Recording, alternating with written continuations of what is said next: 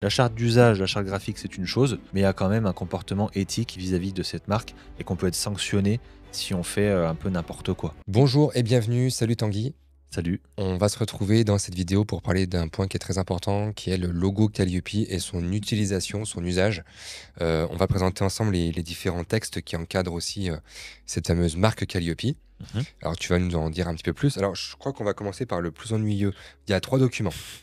Il y a le premier document qui est le règlement d'usage. Oui, Donc là c'est vraiment, voilà, ça vient expliquer ce qu'on l'on risque avec un mauvais usage au final, hein, quasiment. On a une charte d'usage oui, qui vient finalement préciser, les différentes parties prenantes, du logo, qui a le droit de faire quoi avec, hein, mhm, voilà. mhm. C'est dans ce document typiquement qu'on va dire que les certificateurs Calliope, donc comme Certifopac, on a le droit d'utiliser le logo Calliope, et puis, bah, les personnes qui sont certifiées Calliope peuvent aussi s'en servir, mais en respectant certains critères, donc qui sont eux, qui sont décrits dans la charte graphique. Ouais, Voilà, donc là, tout à c'est fait. ce que tu vas ici, nous présenter. Qu'est-ce qu'on risque avec un mauvais usage de logo Calliope? Alors, ce qu'on risque, c'est progressif, c'est-à-dire que si on utilise mal le logo Calliope, c'est-à-dire si on ne respecte pas les chartes d'usage ou les chartes graphiques ni le règlement d'usage, on s'expose premièrement à une suspension de sa certification Calliope, si on est certifié. Combien de temps? Alors, on est sur un délai de 30 jours de suspension, donc c'est quand même assez court. Hem Et ce qui sous-tend, c'est que à l'issue, de ces 30 jours, si le logo n'a toujours pas été corrigé, c'est-à-dire que si l'usage est toujours mauvais, là, on part sur un retrait de certification. Voilà. Donc ça, c'est le cas si on est certifié, suspension et retrait de certification. Et si on n'est pas certifié et qu'on utilise déjà le logo Calliope, donc théoriquement, on n'a pas le droit de le faire, puisque le logo ne s'utilise que pour les organismes qui sont certifiés. Alors, il y a d'autres organismes qui ont le droit, enfin, on va l'aborder. Mais si je suis organisme de formation et que je ne suis pas encore certifié et que j'utilise le logo, je ne pourrai pas être certifié tant que je n'aurai pas retiré le logo Calliope de toutes mes communications. Un exemple tout bête, je suis organisme de formation, je suis super enthousiaste à l'idée de passer la certification Calliope et en fait, j'ai tout préparé. J'ai tellement tout préparé que j'ai pris de l'avance et que sur, tous mes docs, toutes mes brochures ou autres, j'ai commencé à mettre le logo Calliope, à droite, à gauche et puis j'ai mis, bon, bah, voilà, en cours de certification Calliope, et cetera. Je pense bien faire, sauf que la réalité, c'est que c'est pas le cas. On n'a pas le droit et on ne pourra pas. Il y aura une non-conformité de constater sur cet usage et cette non-conformité ne pourra pas être levée tant que toutes ces mentions n'auront pas été retirées. Donc, on fait pour défaire derrière. Donc, il faut être vraiment très vigilant parce que ça peut avoir, dans certains cas, un impact économique.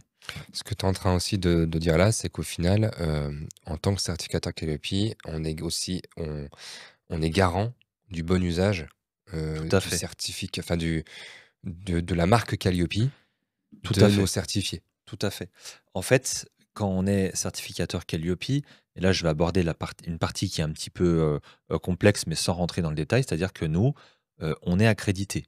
Voilà, on doit être accrédité selon une norme et dans cette norme, il y a des exigences qui vont venir, fixer des règles de contrôle des marques.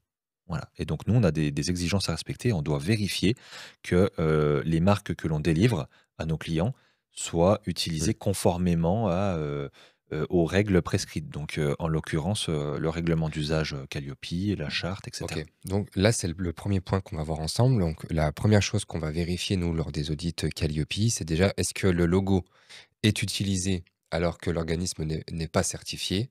Donc Mmh, auquel cas, c'est un écart. mmh.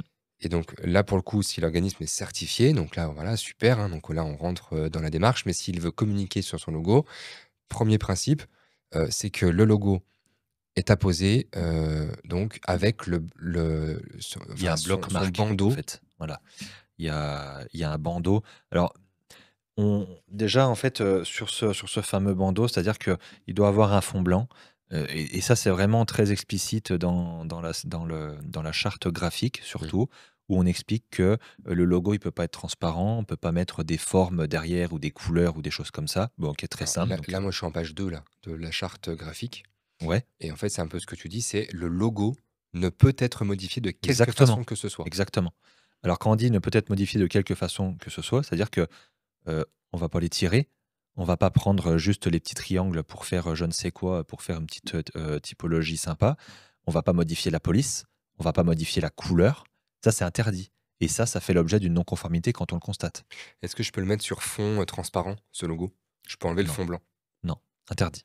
Très important. Il y a eu peut-être au début de ce logo une permission sur la transparence, puis je crois que c'était tellement n'importe quoi qu'ils ont forcé le fond blanc, quoi. Ensuite, en page 3, on a une mention obligatoire Oui. pour les prestataires de formation certifiés. Oui.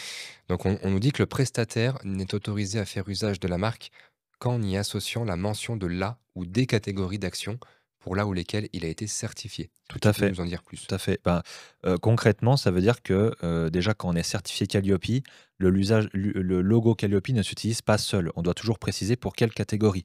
Parce que le consommateur, lui, si jamais, bah, voilà, il s'y connaît un petit peu en Calliope, tout ça, il doit avoir cette information directe. OK, est-ce qu'on est certifié pour de la formation continue, donc catégorie, action de formation? Est-ce que c'est pour du bilan de compétences? Est-ce que c'est pour de l'apprentissage? Ça doit être communiqué, ça doit être clair et net de façon transparente. Le fait de ne pas le communiquer, on donne une information incomplète et donc c'est non conforme.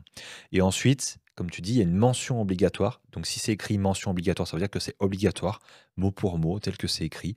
Après, voilà, la mise en forme est à la libre appréciation de l'usager et on doit respecter, voilà, la petite phrase: «La certification qualité a été délivrée au titre de la ou des catégories d'actions suivantes». Alors, il y a eu, je rebondis sur ce sujet-là parce qu'il y a une petite particularité, par exemple, d'un organisme étranger qui disait, «Bah, moi, j'ai que des clients anglais. Est-ce que je peux mettre cette Mmh. phrase en anglais? Bah non, c'est pas possible. Voilà, aujourd'hui on a investigué, hein, pour savoir si c'était possible ou pas et les services de l'État, nous ont clairement dit: «Non, cette phrase Mmh n'est pas mh. modifiable». Donc la phrase n'est pas modifiable, mais par contre, sa mise en forme, sa typographie ou sa colorimétrie du texte, Ça, c'est libre. là, tu peux faire ce que tu veux, Exactement. quoi. Bon. Mmh. OK, Alors alors il faut aussi quand même attention que la mention, donc il faut que ce soit lisible. mmh Si c'est, Ah en oui, patte de oui, bah, mouche, tout à ça fait, marche pas si on voit pas, et il faut que la taille soit légèrement plus petite que, le texte processus certifié. exactement, exactement. Voilà, Faut c'est des pas un petites truc, règles, super grosse majuscule, enfin voilà, faut faire attention, OK. faut être vigilant. C'est une charte graphique, donc ça implique que, bah, avant tout usage, on aille la consulter, on aille vérifier ce qu'on a le droit de faire, pas faire. OK, OK. Alors cette charte graphique, on n'a pas parlé, mais en fait, elle date de 2020. Parce que pour la petite histoire, le logo Calliope a été Ça a été déposé déposé, à ouais. l'INPI par l'État français le 2 octobre 2019. Mmh. La charte graphique, avec C'est tout arrivé un le petit peu après, voilà, début dans la 2000, foulée, voilà, en 2020.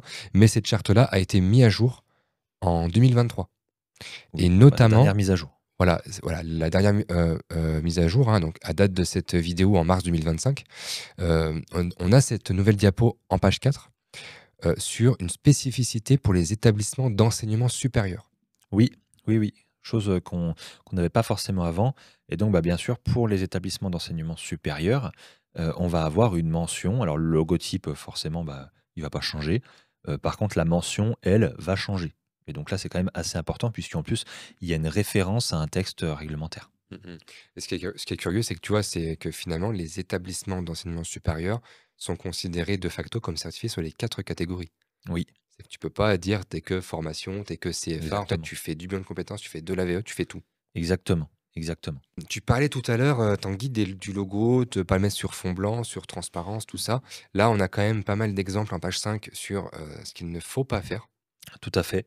Alors sans faire un cours, très explicite, mais c'est comme je disais tout à l'heure, en fait, le plus simple, c'est qu'on modifie pas le logo. Mmh. Voilà. C'est que, là, comme il le précise, on va pas le mettre en transparence, on va pas changer la typo, on va pas le déformer, on va pas mettre des effets je ne sais quoi ou changer les couleurs. Donc voilà, ça c'est clair et net. Il y a quand même un truc très important, c'est que, c'est le bandeau Marianne qu'on voit à côté de République française, interdit de l'utiliser en doublon, interdit d'avoir 2 fois le bandeau Marianne sur un même document. Et auquel cas, il y a que les services de l'État qui peuvent gérer ce bandeau Marianne selon des dispositions qui leur sont propres, voilà. Et ça, il y a quand même une vigilance, on réutilise pas, voilà, on les met pas, côte à côte en doublon. Et si je veux, par exemple, dans une signature mail, ou dans une en-tête, dans une signalétique, je veux apposer le logo de mon centre de formation. Mmh. Je vois ici que j'ai aussi des règles, hein, par rapport au placement du logo. Oui, en fait, on peut l'adosser, ça c'est une possibilité. Par contre, on voit qu'on nous propose dans cette charte graphique une taille maximum et une taille minimum. Donc la taille maximum ne doit pas dépasser celle du logo partenaire. Pourquoi? Parce qu'en fait, enfin, je pense, je l'interprète en tout cas de cette façon, c'est qu'on pourrait penser que, il y a une confusion entre qui est le partenaire. Est-ce que c'est Calliope Mm. est-ce que la personne représente Calliope ou pas? Alors que c'est pas du tout le cas et ça, faut vraiment faire attention, il faut être vigilant là-dessus, pas apporter de confusion. Et par contre, il y a une taille minimum à respecter, ben, parce qu'en fait, après, tout simplement, ça devient lisible, quoi. Donc, faut faire aussi, faut être assez vigilant là-dessus et, et voilà, respecter une taille qui soit cohérente. On nous parle d'espace de séparation. Alors ça fait toujours un petit peu rigoler parce qu'on nous dit il faut que la distance de séparation soit égale à la largeur du bandeau Marianne. Ok, d'accord. Bon, voilà. On parlait donc des usages de fond, tu Ouais, me disais par rapport au bah, les fond blanc. usages de fond, comme on le voit, en fait, le fond du logo, il est toujours blanc. Voilà, là, si on le met sur un fond bleu, ben, le Calliope, derrière, c'est pas bleu. Voilà, et ça, c'est très important de le respecter. Des fois, c'est quand même source de non-conformité. C'est que le logo, il est mis en fond transparent, et ben, c'est des constats qu'on fait et qu'on statue dessus, non, c'est pas correct. C'est pas conforme. Donc on garde bien le fond blanc sous le logo Calliope. C'est ce qui est écrit dans la charte graphique. Il y a une zone de protection. Il y a une zone de protection. OK. Tu nous as parlé des risques encourus par rapport aux suspensions, pendant 30 jours ou au retrait. Après Oui. voilà, c'est toujours fait de façon entre guillemets, En fait, il y a ce risque principal de suspension si on n'utilise pas bien le logo, mais si on parle un petit peu plus du règlement d'usage, alors là, je vais pas du tout le détailler, bah, parce que voilà, c'est quand même, pas mal de texte et puis il est accessible publiquement. Mais moi, il y a une partie que je trouve intéressante, c'est le 5.2, c'est les limites dans l'usage du logo.